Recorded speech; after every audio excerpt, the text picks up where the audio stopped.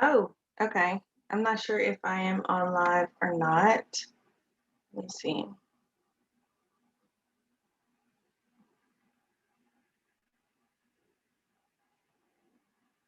So weird when it does that, right?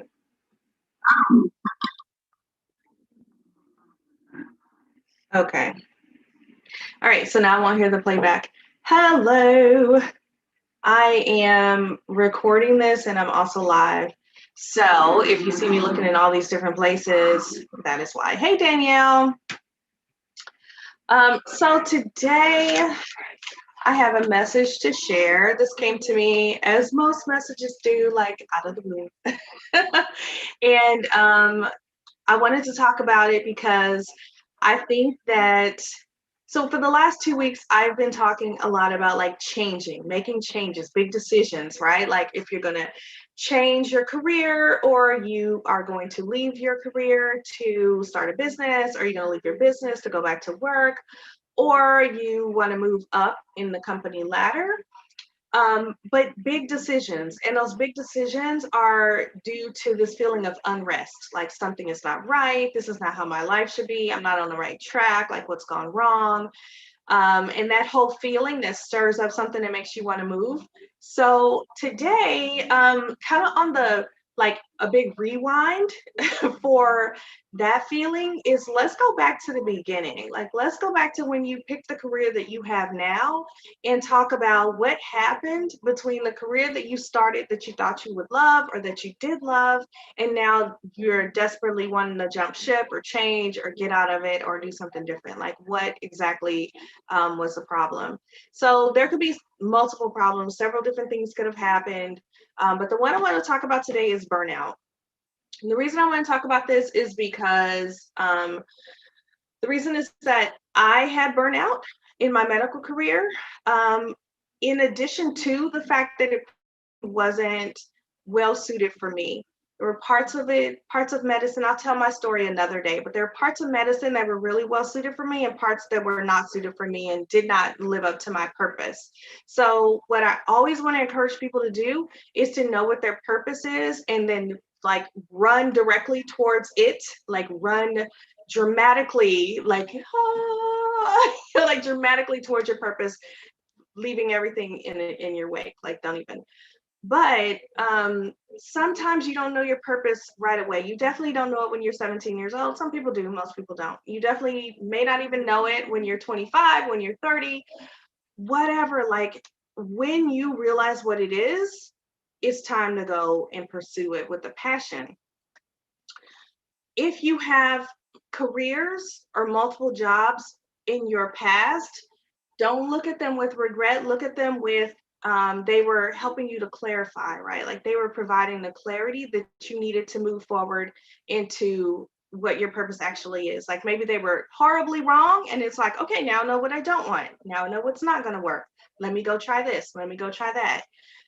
For most people, by the time we get to be like in our 40s, we're pretty much reverted back to who we were when we were 10, 11, 12. Like those things that we love to do, we still love to do them. It was just in that meantime, in that in between time, we were trying to do all the other things that we were supposed to do. But really, like my passion, I used to love making planners when I was a kid, and look what I do now. I make planners, right? Like I used to love running my mouth before. I still love running my mouth. Giving advice, still love giving advice. And that was the part of medicine that I really loved, was making plans, helping people make decisions, and giving advice, running my mouth, right? So those things were what spoke to me.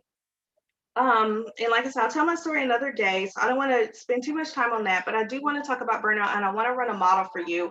So this is my office space. This is usually up on the wall, just like this one. And I pulled it down today. You see my leopard planner here. It's on a chair because I am not that fancy to figure out. I don't know if an easel will fit back here. So for now, we're putting this thing on a chair. And if it falls, then we just have a blooper reel. Um, but I want to run a model for you based on burnout, and I want to see if you see yourself in this model, and if burnout, if you're in a position now where you're not burned out, because once you're burned out, for me, there was no coming back from it. But had I found a coach 15 years ago, I probably could have avoided it. So if you're in that position where you're like, I still love my job, there's just parts of it that I feel like are not working for me, but I don't want to leave my job yet. I still want to stay there, but I want to make it better. Like, I want to make it better for me. Let's talk about that. And this is geared specifically if you are a woman of color. You're a woman or woman of color, this should help you. All right, so let's talk about burnout, baby. Burn out, baby. All right, so I hope that's forward for you and not backwards. If it's backward, I'll put a post so you can actually see it forward. So the circumstance is neutral. So I use the self-coaching model. So I'm gonna let you know the circumstance is neutral. It has no energetic charge. It has no drama around it. It is just a fact. Like, it's just a fact. And the circumstance when it comes to this is work. Work or career, whatever it is. Like, you look at the word work and you have thoughts, other people have different thoughts, but the idea of work is completely neutral. It means the same thing to everyone. It's just work, right? It's just careers, just your jobs, just work. All right. But what happens is, depending on what your work is and what you think about your work, you automatically start to have thoughts. So your thoughts, maybe I should turn sideways so I'm not super, but can you see me? I'm over here. Hold on. I want you to be able to see that more than me, actually. And then my light is kind of making it. Hopefully you can see it. The light is causing a little thing. Anyway, so you can start to have thoughts based on your work. So if you're kind of, if you're like most women, in the workplace, especially in a boardroom, a C-suite, a professional career, like you're a doctor, you're a lawyer, you're an engineer, you are a pharmacist, you're in service of some sort, and you have a forward-facing job. And when I say forward-facing, I mean like you're interfacing with other people, right? Like you're not at home. Most jobs cause you to interact with other people. As a woman of color, we have these internalized thoughts most of the time. I'm not going to generalize to like everybody in the world. I'll talk about my experience and you can see if you find yourself, if it resonates for you. But, oh, it's backwards for you, Danielle? I'm sorry. I know there's a way on Instagram to make this turn around, but I don't know how. I used to. Back when I used to use Instagram, I used to know. Sorry. I'll have to figure it out later. See, that's not gonna help. That's just gonna let you see the light. And then if I turn it, I don't know if I won't be able to see if I'm in the shot or not. Hold on. I'm gonna fix it for you though, girl. We gonna make sure you can read it. I think this might work. Yeah, that might work. Okay. So when you are in a career, if I go out of the frame, I can't tell if I'm in or not. But when you're in a career where you're interacting with other people, a lot of times we bring our baggage from like childhood, college, high school, like all the thoughts that we have been thinking over and over again that have created our belief system. We bring that with us. And what are some of the, I can't see the chat now. So what are some of the thoughts that you have about work? I am going to write some down and I'm going to pull this up on my iPad so I can see if I can see actually what you're writing in the chat. How do you do?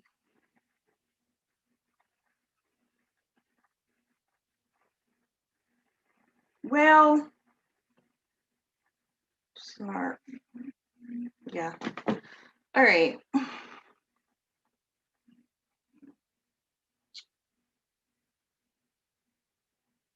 Oh, for real. The struggle is real. Somebody gonna have to teach me how to use Instagram.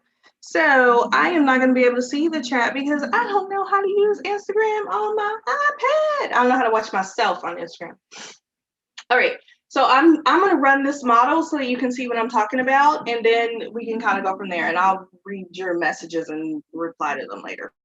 So a lot of times all of our issues boil down to the feeling that we are not enough, right? So like when you think about work, you start to think about, don't jiggle. You start to think about ideas like you have to show up earlier than everyone else. You have to stay later than everyone else. You will work your tail off and not be recognized for it. You will train other people. You may train people who replace you in the job. Like you may train somebody and that person gets promoted over you, right? You do the work for your colleagues. Like your colleagues come around, they ask you questions and you answer them, and then that person gets the recognition. Or I had a boss before who we had important meetings. She was like the medical director and I was one of the doctors, and she would come to me and we'd have a meeting for like 30 minutes and she'd ask me all these questions, and I give her my honest opinion and I give her all my ideas. I was mousy, right? Like I wasn't confident enough to stand up in a meeting and say this is this and that's that, but I was comfortable to tell her what my ideas were. And then we go directly into a meeting with the higher ups, the meeting with the hospital administrators, the meetings with other decision makers, where I'm sitting behind her because I'm part of her staff and part of her team, but she's at the table where the decisions are being made. And she's saying my ideas word for word, right? Word for word. I had the idea, she just regurgitated the idea where she's taking notes on what I've said to her in the previous 30 minutes and she's spewing it out. That was a clue to me that like my ideas are good enough, right? My ideas are good enough. But as a brown woman, I never connected that I was good enough, right? It was always, if I'm sitting at the table, they're not going to take me seriously. If I'm the one who's giving the ideas, it's not going to be taken seriously. Nobody wants to hear that, right? The thought is, I am not enough, right? So it's okay if there is a white woman or a man or whomever else saying my ideas, but it's not okay if I'm saying them. I'm not good enough, right? I'm not enough. So there's only a few thoughts that our brain presents us with that are unique. All of the other thoughts are like iterations and versions of these few thoughts. And so I am not enough is one of those thoughts where it's like, you can say I am not enough in a million different ways, right? And it's always, this is the nugget of truth, is that you don't think that you're enough. So your thought is like, I am not enough. So the thought that you have to work twice as hard for half the recognition, that comes down to I am not enough. The thought that my brown tail sitting at the table giving ideas is not as good as this blonde-headed lady sitting at the table giving ideas, I'm not enough, right? So how do you feel as it relates to work when you start to think I'm not enough in all the different ways that it shows up? How does that make you feel? I wish I could see the chat because I would love to write down how you actually feel instead of what I'm going to pretend like you're saying. But how does that make you feel? Thoughts that come up for me are inadequate, right? It makes me feel inadequate, right? I'm not enough when it comes to work. I'm not adequate. There's more. There needs to be more. And so your actions become all the things, right? Like all the things. So what are you doing? Like what I was saying before, you're coming in. We used to start work at 8 a.m. I would be there at 7 something, right? You're coming in early. You're trying to be the first one there. You're trying to stay the latest. You're the last one out. You're doing all the extra work. You're volunteering for all the stuff. You're training people, right? You're taking on extra, I would take on extra patients. I would take on the more difficult patients. I would just be running on the hamster wheel behind the scenes, doing all the things, helping my colleagues. And and just kind of showing up, but not showing up in a way that's powerful, not showing up in a way that's like how, mediocre Chad shows up, right? Mediocre Chad does like half a day's work and he's out talking about how he needs a promotion, where we're doing like so much, so much, so much, and never asking for recognition, a promotion, or a raise. We're never asking for what we're worth. And it goes back to this idea of I'm not enough, I'm inadequate, I need to do more. So we do all the things, right? Like we're doing extra above and beyond. I remember volunteering to take call on Christmas, on New Year's, my birthday, I never took off. In medicine, it's just that kind of job. So of course, hospitals are 24/7. Took on way more work than I had to, because I was not only trying to prove to others that I'm good enough to be here, I'm a brown girl, but I should be a doctor, but I was also trying to prove to myself that I was good enough to be here, right? I'm not enough. So as it relates to work, when I'm thinking I'm not enough and I'm feeling inadequate, my actions are all the things. I'm doing all the things. I'm so extra, trying to prove. Then what is my result? My result? My result after doing everything to prove that I'm enough is that I'm never enough. It's never going to be enough. It's never going to be enough until I change this thought. As long as I'm thinking I'm not enough, I'm going to feel inadequate. I'm going to keep volunteering to work all the holidays and take all the extra call and take the patients of the person who's off on vacation. I'm not going to take vacation. And it's never going to be enough. And how does that relate to burnout? Because if it's never enough, you're constantly going to be working. You're constantly going to be trying to prove yourself to yourself and to other people until the job that you loved, the job that you worked so hard for, becomes a job that you loathe, right?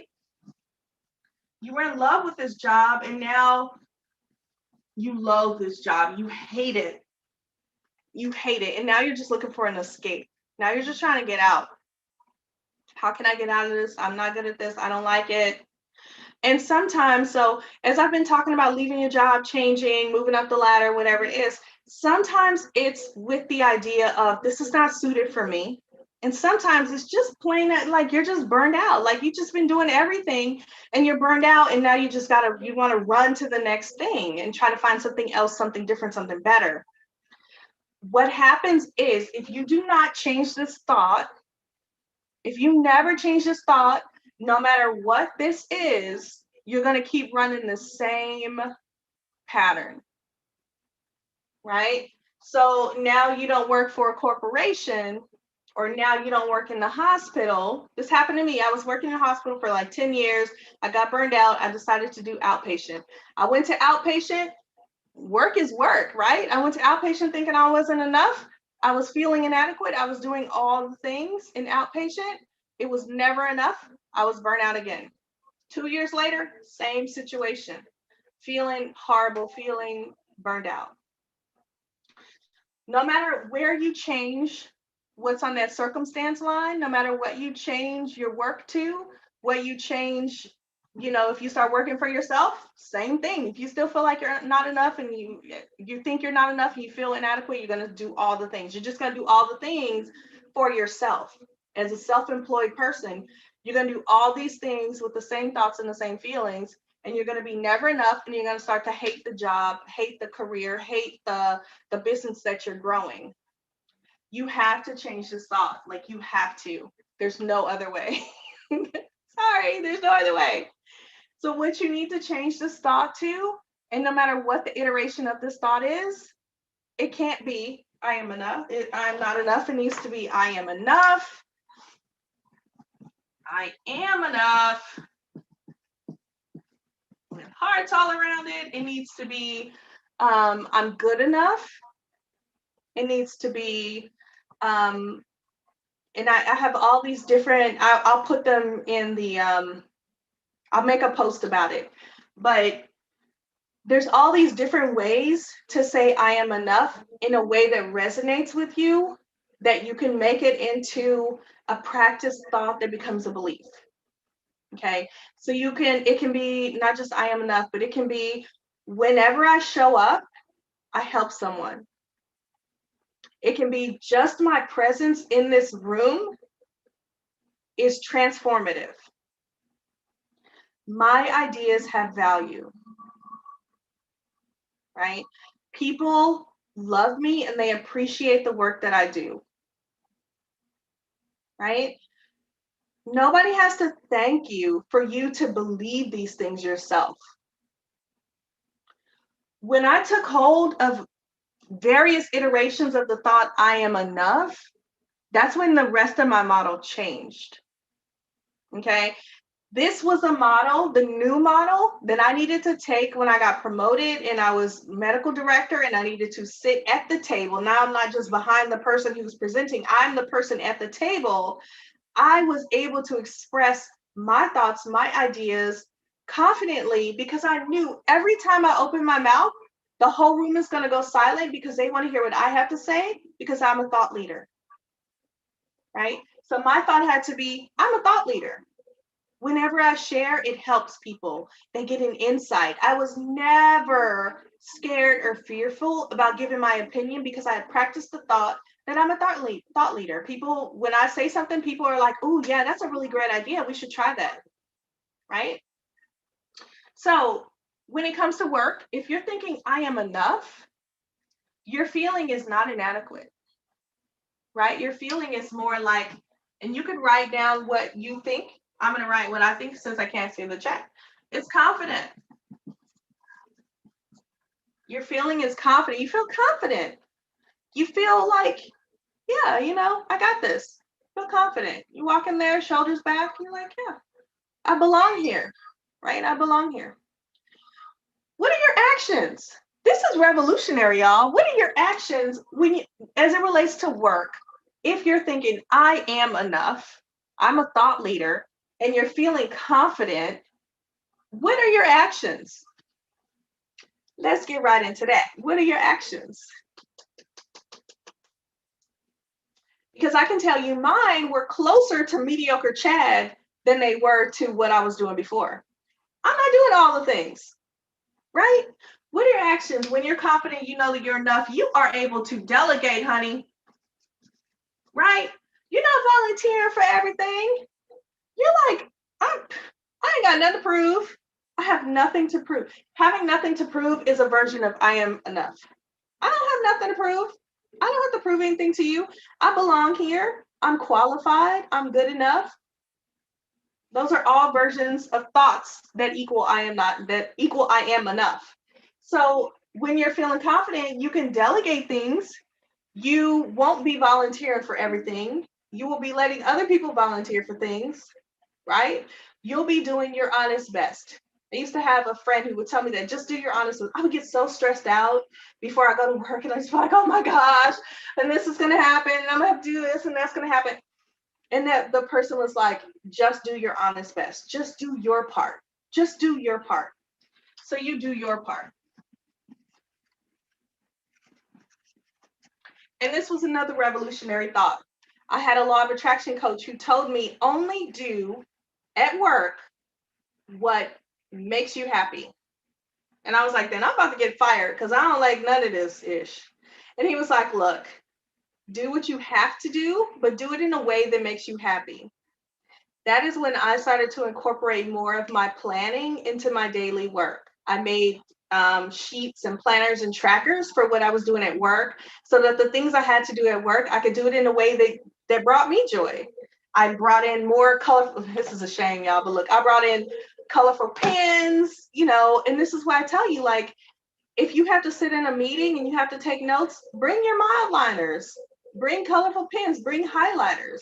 I used to bring my actual planner in the meeting and I'd be in there, writing stuff down, and I got a happy planner and I'm feeling happy and it's got leopard print, and people would ask me, what is that? what is that you're using? That is amazing.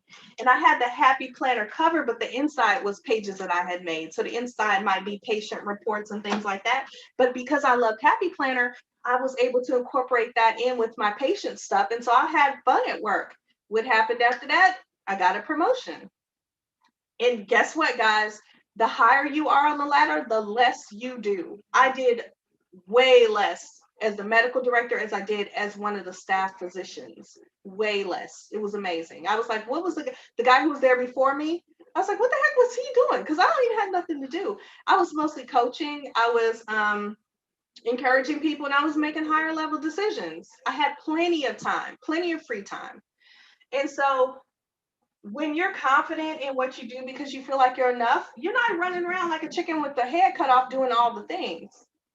You're doing what you need to do, and you're doing it happily with joy, right? And you're not overcompensating with your actions because you don't feel like you're good enough. You're doing what you want to do with joy. And you're like, yeah.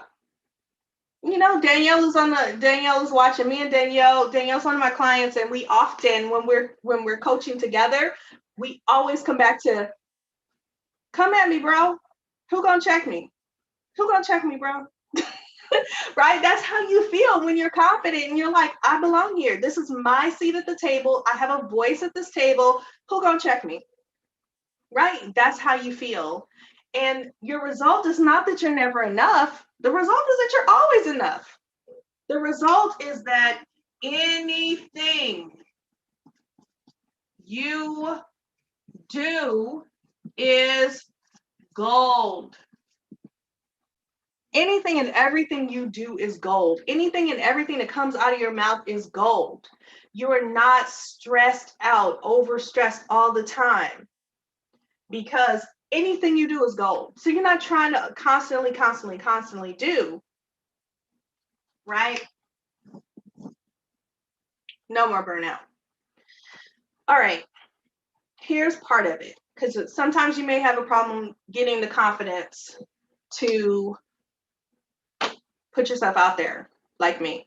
I actually didn't get this confidence until I paid off all my debt, because I knew at that point I didn't have any bills. And if somebody was like, I don't like what she's saying, she's fired, I'd be like, right? Like, it's a whole different kind of freedom when you have no bills and you're not beholden to anyone, and you're like, hey, you know, I don't have to be here. I'm not here because I have bills to pay. I'm here because I want to be here. I'm here working with joy, right? And so that's where I come in, because my very first step in helping all of my clients is, let's get your money situation organized. We got to get your money organized, because if your money is not organized, you're going to feel frantic. You're going to feel like you're not enough. Everything's going to feel out of whack. Once you get your money organized and you know where you stand, pay off your debt, you start to gain this confidence that, like, I have a voice, I have a seat at the table. They're connected, okay?